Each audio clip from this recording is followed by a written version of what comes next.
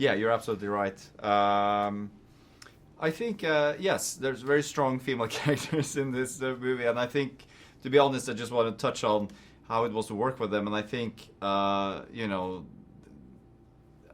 feel so lucky as a filmmaker, as a director, to have, in my opinion, some of the best actors in the world on the set playing these characters. And I think those days on set, with Michelle Pfeiffer, Angelina Jolie, Elle Fanning, battling it out, was the best days, and you're sitting behind the monitor and you really, there's hundreds of people there, but you kind of feel that you're in the movie theater. So it is really special. Well, I think that's the importance of family. I think what drew me into wanting to tell this story, to be honest, and I think it's a huge part of the success of the first film was that it had such a strong emotional core, and a great, relationship between, a mother figure and a daughter figure in Maleficent and Aurora, and I totally could relate to that. I'm a parent myself, and I have two daughters, and I think that was very important for me in this next chapter, was to continue their story, the story between Maleficent and Aurora, because that's what makes all this relatable. You can have all the spectacle in the world, but you have to relate to the characters, and that's what I feel this story does. Yeah, yes and yes, absolutely. And I think that's what when we were working on the script and all that, was definitely to try somehow to reflect today's society a little bit, and in Queen Ingrid's case, she's very much into a divide and conquer kind of style, and she's controlling the narrative, and she's spreading the story. She's controlling the story of Maleficent, and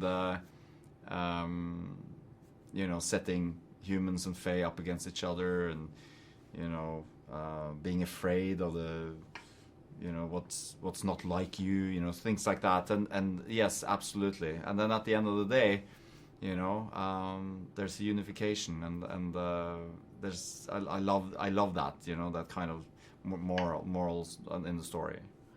Yeah, in the case of Queen Ingrid and Philip, yes. Yeah, no, I think that Queen Ingrid, played by Michelle Pfeiffer, has definitely a hidden agenda. And in one of my favorite scenes of the movie, which is the dinner scene, we see for the first time how the plan is kind of like put into life, and it's all, the cannons are in position, and she's trying to fire up Maleficent, and again controlling the narrative, and creating a divide in the room.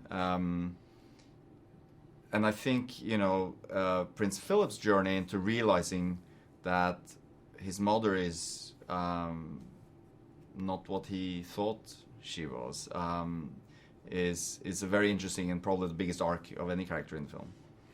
Well, these films are always tricky because there's so much visual effects in them, and we shoot against so-called green screens and blue screens, and so there's nothing there basically. And it's kind of like, for me, a love-hate relationship to that in a way, because yes, it's when you're shooting it, it's like takes a year before you see anything finished, and it's hard for the actors to kind of like, you just have to look at the laser marker or whatever. But then it opens up tremendous possibilities, because you can create the world in there, and we do have the resources to do that on a show like this. So it's been a fun journey designing this universe, for sure. I think we need to accept who we are, and accept each other, and like, regardless.